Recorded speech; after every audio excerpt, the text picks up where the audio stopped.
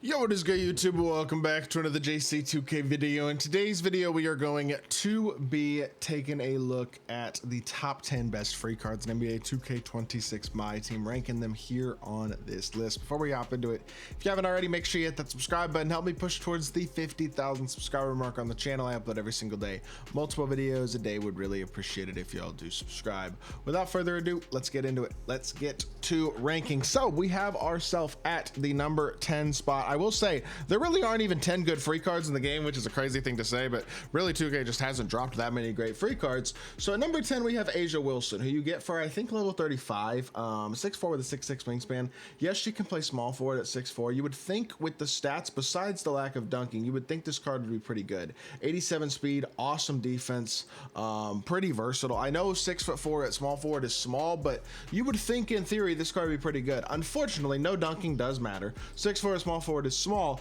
and then you give her a pretty terrible jump shot on top of it. Not a lot to like about the card, unfortunately. That's just how that goes, you know what I mean? And my initial impression for sure is not a card that I personally would really want to use overall. I don't think that as a whole A'ja's gonna be all that good. But with that being said, I mean, I can absolutely see where she would be okay. I just don't see her being, like, with the jumper she has. Every time I play against her, I basically feel like she's a liability, is the honest truth. That's what happens. Every time she's on the court, it's like, yeah, that can help off that card. She can't shoot, I can recover to her really easily. And she's not really a threat off the dribble because she's 6'4" and she can't dunk. So it's like, you know what I mean? The 94 speed isn't scary. Or 89 speed or whatever it is. 7 foot, 7'4" wingspan, for Steven Adams at number 9. The problem with Steven Adams is he can't shoot and he's slow. He's actually a really good rebounder and like a legitimate interior defender. Like the first week of this game before I had legitimate big men, I really liked Steven Adams, or didn't really like him. I didn't use him, but I did not like playing against him because he was like absolutely dominant on the interior. Problem is when you get bigs like Jack Sigma already that a lot of people have, and most anybody who's really sweating the game online anyway has at this point, a guy like Steven Adams who's noticeably slower and really can't shoot, it just isn't good enough. You know what I mean? That's just how it works at the end of the day. So for me, I definitely would have him at the bottom. Now, moving on to number 9. Number 8 is Tobias Harris. Tobias Harris, he just doesn't defend a really parked card. That's the problem with Tobias, because otherwise, I mean, offensively, I know he's slow, but his jumper is awesome.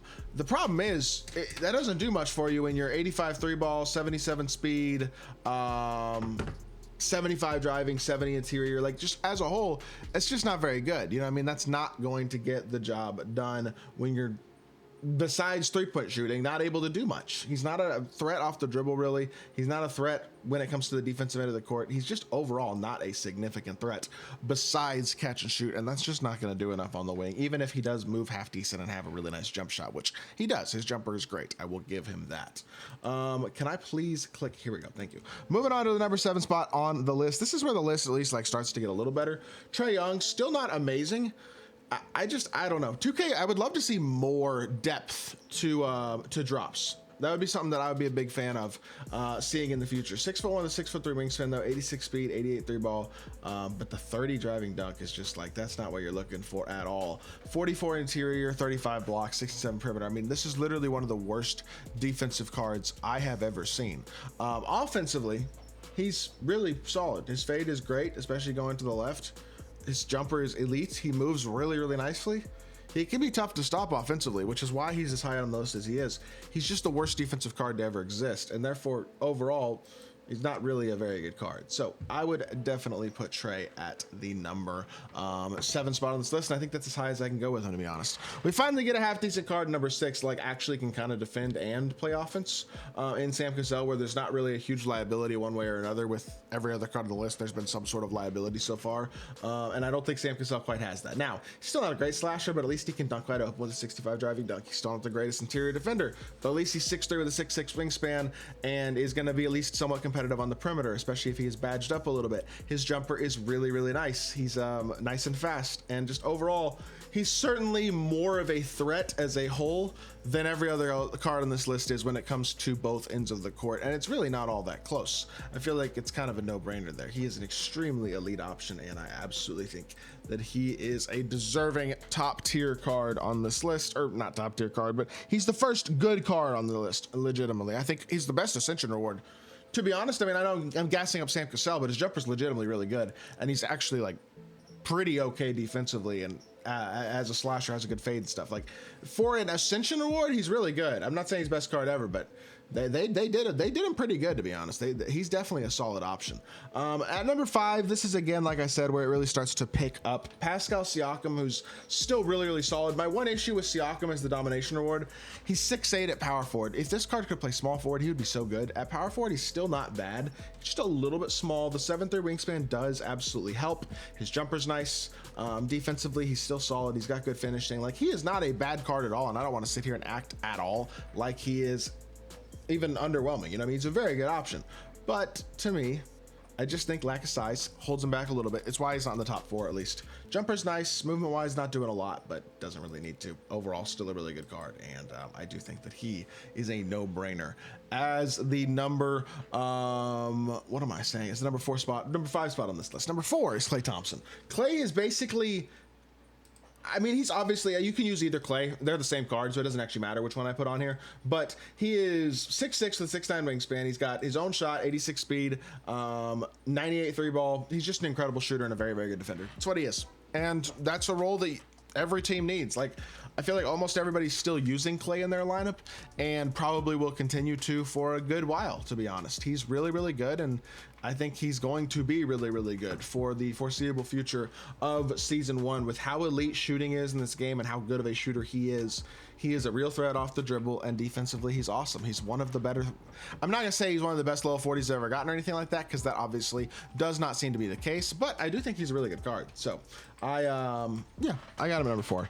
Number 3 is going to be J Kidd. This is obvious. I think y'all know who the top 3 cards on this list are going to be. I don't think this comes as a huge surprise for anybody who the top 3 cards on this list are. J Kidd at number 3, though, mainly because he's only 6'4". He's not as good of a shooter, obviously, as a Klay Thompson is, but he is a legitimately good shooter who has normal fade, and its normal fade going right is really good. He's then an impeccable defender at the point guard position and a legitimately solid slasher, similar to Klay as a slasher. Not great, but not bad. He is honestly just a really great defensive point guard who's a solid threat offensively and has a really nice fade to the right, which is a huge plus for him. I think this card's really good. I think he's absolutely worth getting. I think all 3 of these Motor Award players are elite players who are top couple options at their position in the game. But for me, I think J Kidd's probably the worst of the, well, I don't know. It's close. J Kidd is probably the worst of the 3. That's why I have him at 3. But I think you could really argue either way with Glenn Rice and him. They're very close. I would just recommend getting whichever one helps your team more if your decision is between those 2 with one of your pieces. Because I think both those guys are very interchangeable. Honestly, Glenn, Kidd, and Thompson, the 3 of those guys could honestly be pretty interchangeable in terms of where they're ranked on this list. But Glenn's 6'8" with a 6'9" wingspan. Glenn has awesome shooting as well. He's not as good as a Klay or even a J Kidd defensively, but he's the biggest of the 3 at 6'8". Now, obviously, he's a small forward as well. Still a solid defender, a very good slasher, but an incredible shooter who moves the best of the group, in my opinion. I think in terms of shot creation ability, Glenn is the best of the group, and I think he might maybe be the best shooter as well, with a awesome jumper, awesome fade. As great as Klay is as a shooter, honestly, even as great as J Kidd is as a shooter, and he's a very solid one as well, especially off the dribble. I think Glenn Rice is one of the best cards in my team. I really do when it comes to the shooting ability. And while he's not quite the defender they are, the size helps him. I have him number 2. Number 1's Jack Sikma. Shocking, right? I'm sure y'all are stunned. Nobody had any idea Jack Sikma was coming.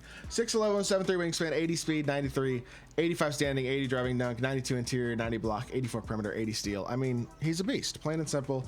One of the better cards in the game at the, well, period, not just the center position. I think Embiid's the only center better, but in terms of just cards in the game better, there's only probably 2 or 3 or 4. Like, he's one of the best cards in the game. The fact you can get him entirely for free is an absolute W, and I highly recommend picking him up without a doubt. So with that being said, that is going to do it for this video. Hope y'all did enjoy. If you did, make sure you hit that like button, leave a comment, and subscribe. I'll be back with more 2K content very soon. I appreciate y'all. Peace.